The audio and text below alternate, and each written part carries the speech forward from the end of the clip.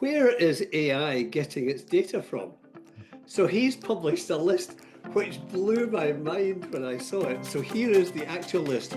These are the top domains cited by LLMs like ChatGPT and Perplexity. Ready? I'm Number ready. one with 40.1%, Reddit. Oh, lovely.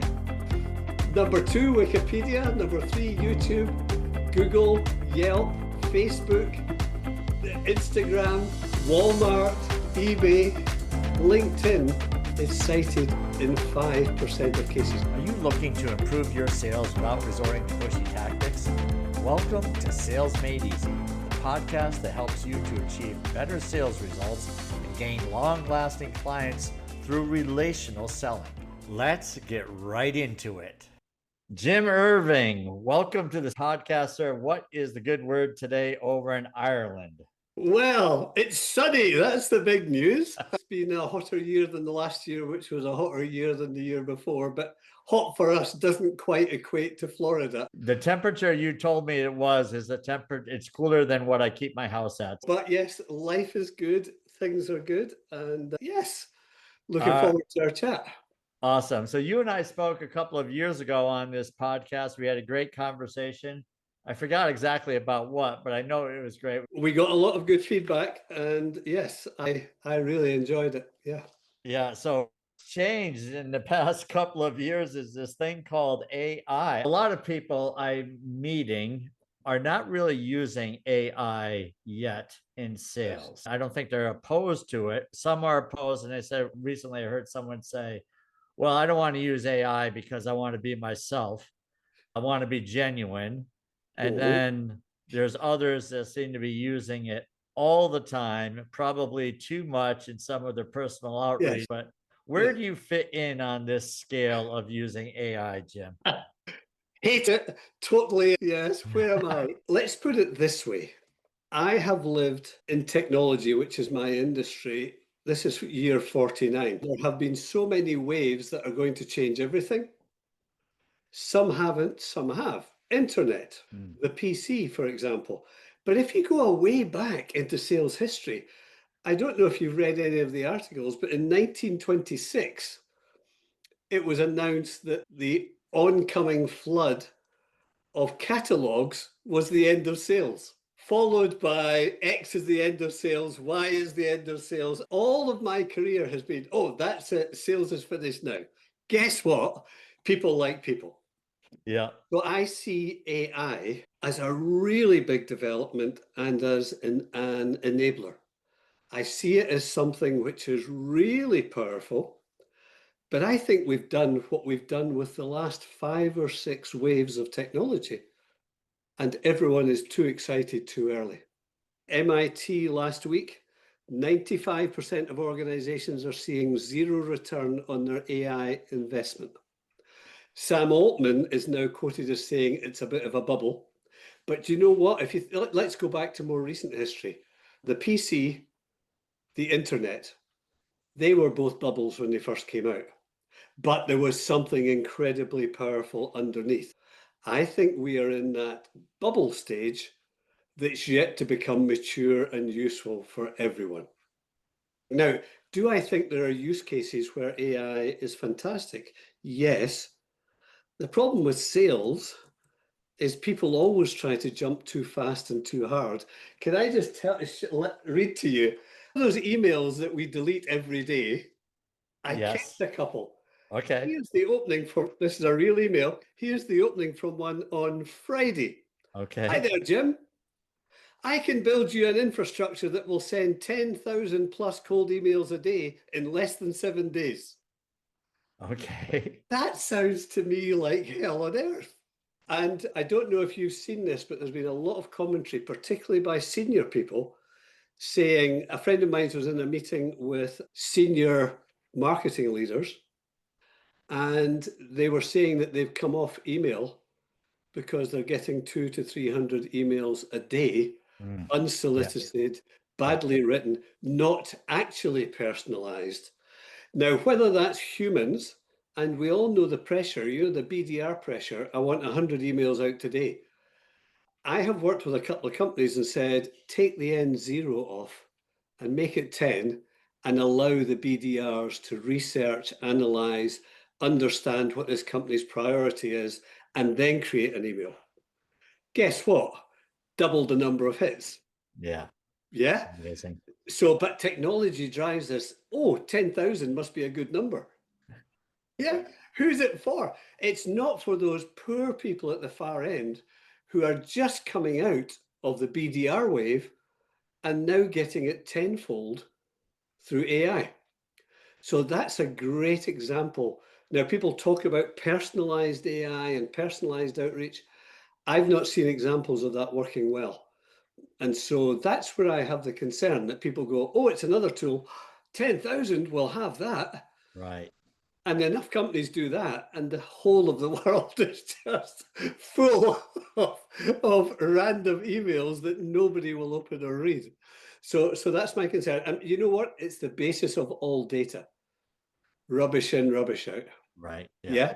So unless the AI tool that's being used is trained and really trained to do the right searches and to go to the right places, to understand the messages, CEO's statement in the annual report, direction of the company, all of that sort of stuff, unless they're trained for that, those 10,000 messages a day at a starting level will all be basic text that doesn't hit the spot. And that's my big worry about this.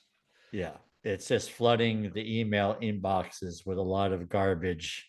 Unfortunately, it's basically looking for the needle in a haystack, and somebody is going to like this email instead of actually looking up the person or the company, trying to find something about them that will appeal to them. All of that's taking work. And there's just too many of it relying on the pure randomness that if I send out this email to 1,000 or 10,000 people, I'm going to get some results.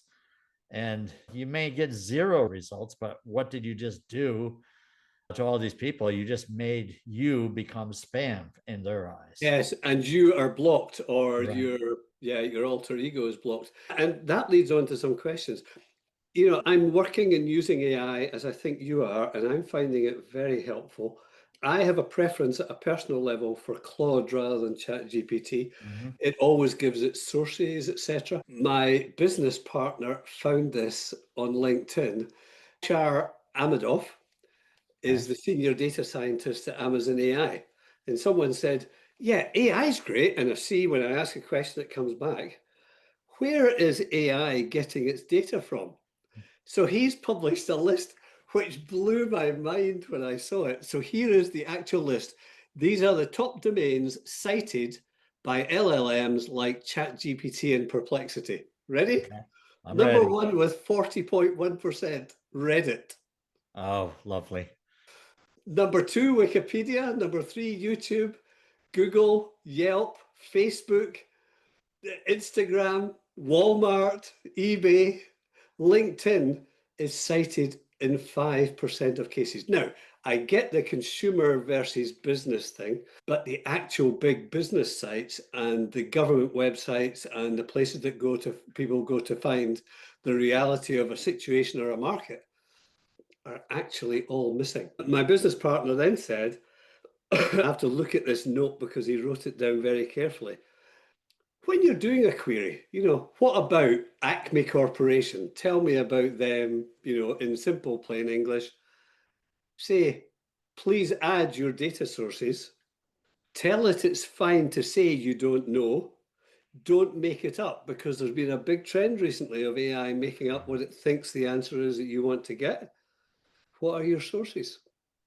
So use that in your inquiry, and the likelihood of getting something useful grows exponentially. Because if you say, give me what you've got, it will give you what it's got. I've done this before, Jim, and I love what you just shared with us is ask for the sources. I was doing one research for a speech I was giving, and it gave me all these great comments, and I went, wow, this is amazing. And then I put in what are the sources, and it gave me website links. I'm like, oh, cool. And I clicked on the first link and I got error 404. And then I got another link, error 404. So after three of them, I was batting 100%. And I realized that there are no websites that support this argument right now. So I better not use it. So Chat GPT or Claude or Perplexity are going, yeah, I'll just wing it. I think that feels about right. Now, if someone in your office was doing that and winging everything, you'd be going, Yeah. hold on a minute. But now basing 10,000 emails a day on that is a challenge. Right. On the other side, I've had phenomenal use out of AI. The main things that I look at is company and marketplace analysis. So who are this company? First question. Mm-hmm. Give me the source. Yeah. Yep. Who's this company? What do they do? Give it to me in plain language. Followed by how does it stand in its marketplace and what are the current market dynamics with detail? Followed by please explain what the biggest challenges are. And as you dig down on that, you can start to get information at a phenomenal rate and at a good level. So I find that really useful before a first meeting. Yeah. The problem we've always had, who are they? And I actually say, please refer to the financials on the website where the CEO gives the annual comments on direction and everything else. Tell it to go there. And then it comes back, boom, you've got your result. I have stepped into what is called agentic AI. So having agents do it for me. Very mixed results. Going back to the start of this conversation and being at that hype part of the wave before the actuality comes in, one was put forward to me as the leading agent to simply tell you about a business. And I thought, oh, great. So I loaded up the agent, gave it two companies, both of which are FTSE 100, Fortune 500. So I took one of each. And the answers came back rather like, I can't say the word because I've got one close to me, but that Amazon thing that listens all the time. Oh, The answer came back with a sheet. Directors, I've not got that. yeah. I thought, I could have done this myself quicker. So there was an example. Agentic AI, very powerful tool, but the execution was poor. So that's why I'm sort of confident about where we are because I've been through so many of these waves that promised everything early days. Now, internet has met its promise and has overreached against that. But we were talking about the internet 25 years ago. Right. And Yeah. so I guess if someone said, what's your approach? Be very careful. Don't, as you said, don't take AI everywhere at once. Take it in one area, try it out with the tool that you've selected before you go anywhere near a customer, because the potential for challenges is quite high. So you need to be sure that what you're working with is rock solid and that you understand how to use it before you do it anywhere. Yeah. I've been using it for certain things. If I want to research a company, I'll put in a website like you mentioned Mhm. and then ask it, some basic questions that will just save me from reading the entire website. Yeah, so Um, productivity. yeah. Yeah, Also, I'll go to LinkedIn. I'll put in a profile and say, ask it, what is a good way to reach this person or what topics will be of interest to this person. Of course, I can get all of that by reading it myself, but just for the yeah, sake of time, sometimes. But I still will confirm, right? I still have to glance to make yes, sure it's yes, still accurate. I almost never will just take it on the level as it's 100% gospel. yes. But like if there are things like using a proposal, showed someone how to create a table, it's like, well, AI will help us with this table. We don't have to just come up with magic and say, well, how do I create this table and Able. showing an ROI here? It's like, well, let's ask AI if it can help us. And sure enough, it did. And Yes, that saved a ton of time and made the yes, proposal look a lot more sellable. yes, What's your yeah. thought on that? Yes, it's in those specific areas where I think it has its strongest powers at the moment. Mm, Whichever tool you happen to yeah. use, those things that are more specific, more definite. And the other area that I use it for is market analysis. As I said, if I'm looking at a company, I'll get a little bit, but then typically I'll go, tell me about this industry in the UK today. And I go, please give me more detail on X and Y. And it comes out and does that. So you can build your knowledge and understanding before that first call really quickly. I asked Claude, what are the biggest use cases in order for AI in sales today? And is this Claude according to Reddit? I didn't say give me sources, but do you know what? This one sort of made sense. Okay. So number one, lead generation and qualification, getting through lots of data to establish facts. That's a very obvious thing for AI. Personalized outreach at scale. We're back to our 10,000 here. I have a big question against personalized and how personalized. Sales forecasting and pipeline management, dynamic pricing, proposal generation, CRM. CRM worries me. That's a big use case. Remember, I started off by talking about MIT saying 95% of organizations are seeing nothing coming back. Yeah. I subscribe to a magazine, which is great. It's been going for 40 years, daily newsletter called The Register, everything that's happening in technology. And I got this morning an article about Commonwealth Bank of Australia, which is a big old bank. Okay. Fired 45 people in July and replaced them with AI bots. Oh. Have just cancelled the project and apologized to the individuals who were fired. So again, hype before actuality. Right. Yeah. So I mean, what an admission to make when you've built your strategy. But this all sounds negative. On the other hand, are you familiar with Moore's law from technology? No. Guy from Moore, who was one of the founders of Intel, said that computing power will double every year or every 2 years, whatever the law was, and that became his law. There's a new one. The actual capability of AI is doubling every 7 months. Okay. So you've got AI ramping up like a rocket. You've got human beings trying to figure out how to use it. At some point, those two are going to come together, and there's going to be enough power that maybe my 10,000 outbound emails will actually be sensible and appropriate to every individual that gets them. Yeah. Right. When that time comes, we're in a totally different place. Right. Yeah. Yeah. Totally. By the way, this reminds me, one of my favorite stories of all time. I was working in the mainframe industry in the late 80s. I was competing with IBM. IBM announced a new series. For those of your audience who are of a certain age, it was the launch of the System 390, I think, right at the start of the 90s. So they launched it, they took all the analysts over, and there was a big magazine in the UK called Computer Weekly. And one of the big analysts was asked a question, and the answer just went down as a legendary answer. What do you think of the new technology, the new generation of mainframes? His answer was, it doesn't do what you want, but it does what you don't want 3 times faster. It's just like, I sort of get a feeling that we're in a similar place just now. While this wave of technology, most important for the last 20 years at least, I think we're sort of in that place of, 3 times faster, but hey, it's Yeah. not what you actually want.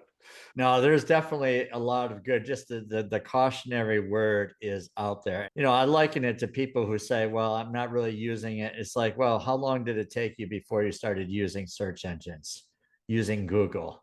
Yeah. If you didn't use Google because you didn't trust it or you just didn't create the habit, then maybe now is not a bad time to start, so that as it does get better, you'll be more skilled in using it, because Yes. it's gradual. Improvement is gradual, so you can be missing Yeah. out on ways to improve your business today, in my opinion. Yes, that's right. And you've got the opposing forces. You've got people saying, I want to be cautious. And you've got this whole new industry. You've got the tech industry, financial services. Now you've got the AI, which at market valuation is as big. Their sales forces are saying everything's there, everything's perfect, buy it now. At the same time, people on the other side are saying, just really not quite there yet. So you've got this clash going on. And I think that will settle over time. Once, just like Google, what is this weird new thing? Yeah. Once you got that, gave me the right result. So for anyone who's looking at it, first of all, in your own life, check out the best 4 or 5 tools. Claude, ChatGPT, Perplexity, see which one you like. There's no real reason that I prefer Claude. It's just the one that I like using. So find the tool that you like and start to test it. Start to work with it. Choose one of those top 5 or 6 areas. Think what could give you most immediate value, and then ask, and you will find there are so many vendors in every one of those spaces who all have the perfect solution. So try, trial, test. Right. And if you've got one that you think is good, take it, but on a very conservative basis, right? We're going to use this with this sales team in this geography, and we're going to see what happens. Once it flies, roll it out as fast as you can. But whatever you do, don't miss that first step. I like it. And I think, I typically have a few of them open. So if I'm using Perplexity, ChatGPT, or Grok, I'll try those and see what the answers are coming back as. I also will use a product called Magi that costs 20-ish dollars US. And that has virtually every LLM in it, the paid version. So you get usage out of all the different LLMs. It's limited as the amount of usage you have in a month, but it's more than I'll need typically any month. But it's good, like if you're presenting material, you say, I'm presenting this. Does this all seem to be logical in the way it's presented? Do you have any ideas? A lot of different things, the different looks. I view it as an added member of the team. Yes, absolutely. And it's that admin process, that speed of analysis and research that I think makes the difference and makes things easier for the humans. Yeah, I mean, I'm all for that. I'm lazy by nature. So if something does work and work perfectly, but for me, that big point was I was getting caught up in the hype.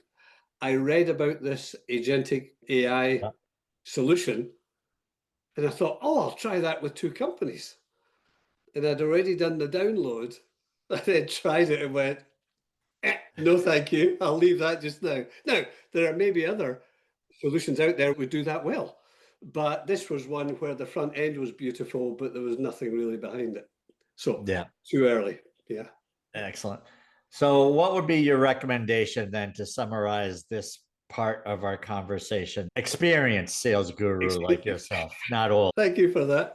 I would say this is the current wave and the next wave. Try it. Don't jump too early. Don't base your business on it. Don't be like me, a sales consultant who pays someone some money and goes, right, there's 10,000 emails going out. Here come the leads, because they're not going to come. So have that balanced attitude you would have to anything that was new that said it's going to completely change your life. So a pinch of salt, but for goodness sake, don't ignore it. Start yourself down the path, learn, get comfortable. And then once you've done that, start to look at the use cases that would be best for you. And then step by step, one by one, test it to death. That's great advice. Let's switch gears here a little bit, Jim. Yep. You and I have these conversations about sales and marketing. I'd love to get your opinion on what's going on in these organizations with sales and marketing today. Are they working together, or is there still some, back and forth where one says you can't close a door and the other one says you don't know anything about marketing, you don't know anything about sales, leave us alone? Tell me what's going on in your mind and your work. Well, there's something very specific going on, and thank you for raising it. First of all, sales and marketing, cats versus dogs, has always been the challenge. I have worked, my career is 50-50. Sales leadership, business leadership, marketing leadership, business leadership. So I've done both paths. And I've sat in meetings in the professional body where the marketing people have said, what about sales, followed by a barrage of negative comments. I've also sat with sales directors where the common use is, Why don't they close the marketing department and give us the money? We'll sort everything. So, There you go. I yeah, may have said that once. yes, yes. The reality is that unless they're both pointing in the same direction, using the same language, attacking the same market with the right messaging, your business is hindered. The reality is you need both to work well together. The problem in the world is that we're so stovepiped, your sales or your marketing, and that reflects in the tools. This is a sales podcast. There are equivalent marketing podcasts. If you look at tools, there are tools for sales, tools for marketing. And so a couple of years back, I started to think, and the business partner that I mentioned and he's a data scientist. We started to look at creating something that would change that world. I think we'll have this in the notes at the end, but it's the SM3 Maturity Matrix, Sales and Marketing Maturity Matrix. Up to 5 people in the organization take a short survey, about 20, 25 minutes each. It's good to get one person from marketing, one from sales, one sales leader, one marketing leader, someone from the board. They all put in their information, and the system then generates 2 things: a 60-page personalized report. This is where you stand in marketing, this is where you stand in sales, against the average capability of an organization and against the absolute best that you can get. So we spent a year researching. We worked with 20 domain experts, and we took the publicly available information from the big consultancies, from the professional bodies, to say what is absolute best practice. So once that's done and that's loaded, it's pretty simple for the system to take all the answers, weigh them, analyze, and say, this is where you are in sales overall against average and the best, and in marketing against the average and against the best. But it goes further than that. It takes all of the main things. If you think about the main elements that go to having a good marketing operation, you want brand management, you want your pricing model, so there's a number of elements. It tells you for each of them if you're weak or strong in those areas and suggests what you should be doing. We talked before the show. This is new. No one else that we can find, 2 years of looking, does this for sales and marketing. Right. And of course, one of the questions is, how well do sales communicate with marketing? And the other one is, how well do marketing communicate with sales? Because we know they could both be perfect, but going in different directions. So we've created this thing. You get a 60-page report and 2 3-page graphical summaries of how each stacks up. It retails for $2,600, and I've offered one full report, a summary each for sales and marketing, and 30 minutes of my time to review. Nice. As a free of charge gift for any of your audience members. I would suggest that they just contact you and say interested, or SM3, whichever. Yeah. And you can then put them all in a hat, pull one out and say, right, this is the winner. And we will deliver that full service for nothing. But it's the first time I've seen something this powerful, and I've had to create it to bring together sales and marketing. And how are they? The biggest problem for a company, we've been going about 9 months, 100% 5-star ratings, but the companies that are struggling have sales operating at a higher level than marketing, or marketing operating at a higher level than sales. So there's an imbalance.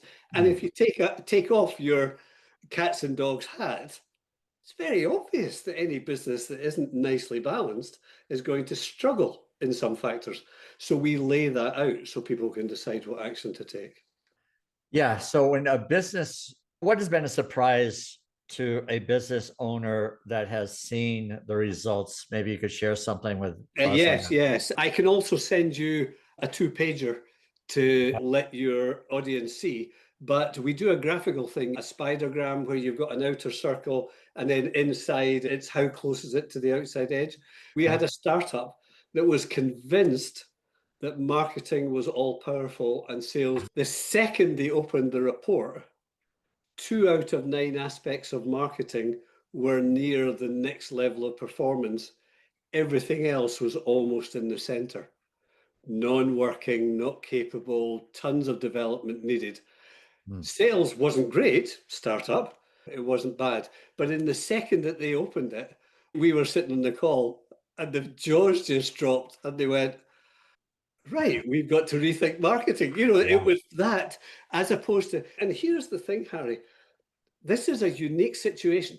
If you're a doctor and you've got something you can't figure out, you call another doctor. If you're an accountant or an architect, it's the same. In sales and marketing, you can't phone your three biggest competitors and say, tell me how Right. you're structuring your marketing organization and what are you doing? So nobody knows whether they're bad, fantastic. You just don't know. And you can't ask anybody. So we brought all of this data together to create a platform that says this is where you actually are. And then you can decide where you're going to put your money and your resources to improve. But to be honest, most companies, the thing I've heard most frequently from companies is, damn, you've nailed us. Uh, Yeah, most commonly around sales strategy and marketing strategy. We talk about it a lot, but we don't do it. Sorry? why do you think that is, that they I know think, but they don't do? yeah, I get the sense, I mean, I'd love your input, but I get the sense that a lot of companies that I've engaged with say, yes, yes, yes, have to build a strategy. And then one or two people are assigned to write it, and then it goes in the cupboard.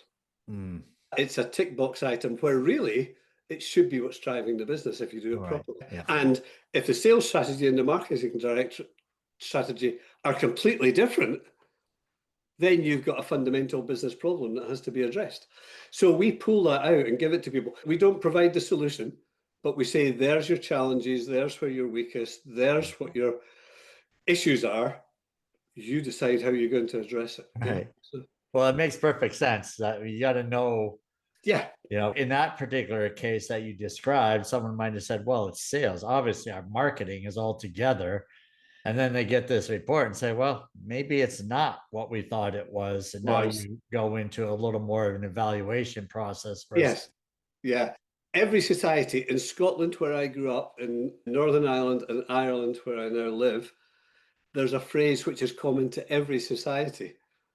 If you don't know where you are, how are you going to get to where you want to get to? And so this, we believe for the first time, and in 9 months, we've not had a single pushback.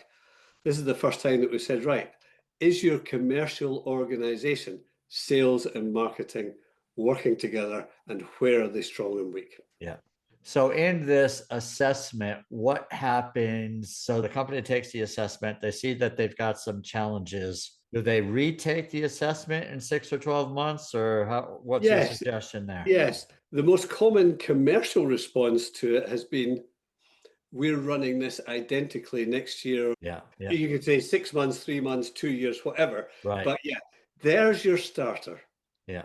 Now go and do whatever you think's appropriate. I give a lot of personal tips on what to do based on my experience. Yeah. And then the rest of it has come from our advisors. And we've got some real heavyweight advisors in the 20. They're on the website. And think about it.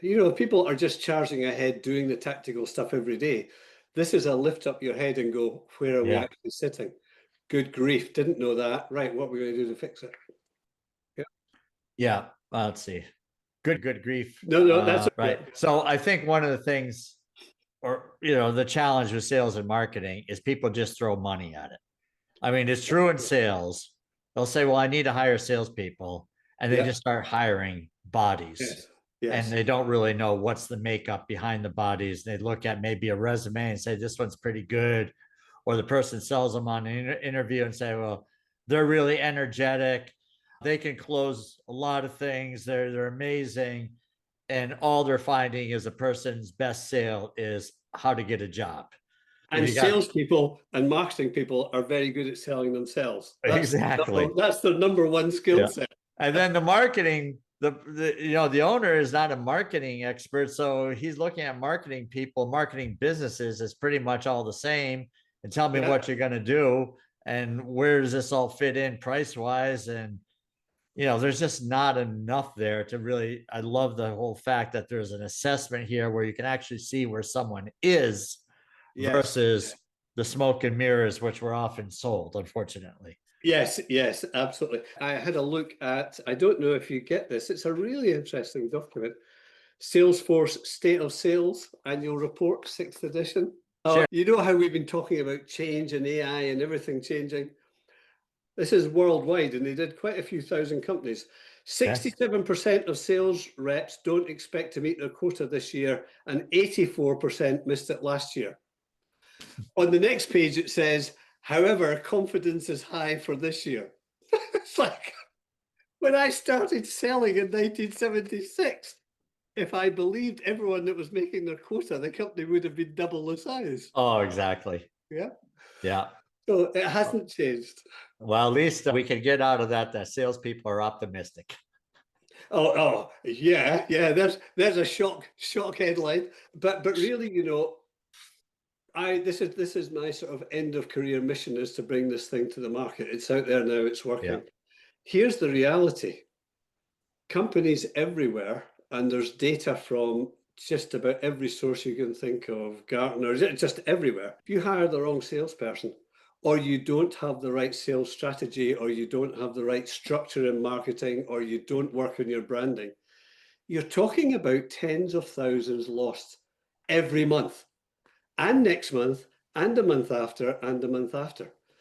Figure out where you are, then look and see what you need to do to fix it. Because if you don't, you'll just keep on hemorrhaging money. Yeah. That is a great way to end. The world is happy to have you, and to hear more about your product here is how's this assessment. SM3, is that it? What? SM3 sugar mark number 3 maturitymatrix.com. We'll add it to the notes. I'll send you over some stuff. But yeah, it's different, and people love it once they try it. I love it. Yeah, I saw it. I was like blown away by it. It's like, oh, this is pretty cool. Thank you so much for joining the podcast. You're amazing. Delighted to. All right.